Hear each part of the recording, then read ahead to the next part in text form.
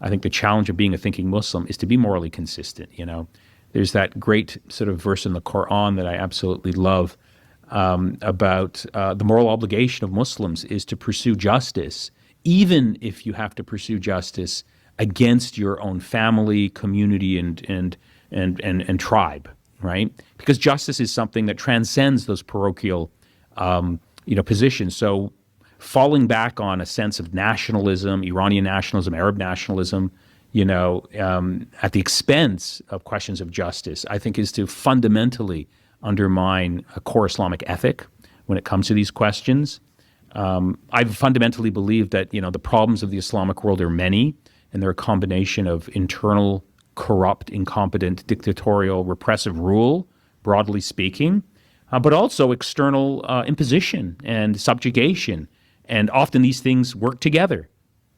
And so I think each country has to be examined on its own, figure out what the problems and the factors are that are, explaining and undermining the prospects of independence and of development. I mean, in the case of Egypt, for example, it's quite clear you have this military regime that's been in power at least since 1952, and you have strong Western backing for this fascist dictator known as General el-Sisi, and who's presiding over mayhem and misery.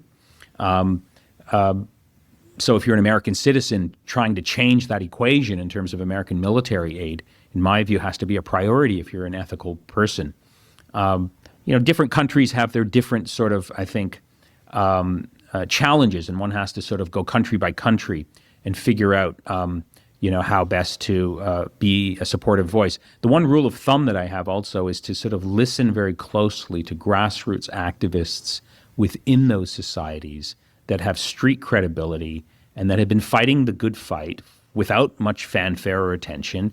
Listen to what they have to say before presupposing, you have the answers in terms of how you're going to help a particular country or, movement that you aspire to support. I think that's also a rule of thumb that I've learned a long time ago from Noam Chomsky when he was asked about these questions. He would say always that you have to have some humility. Don't think that you know the answers.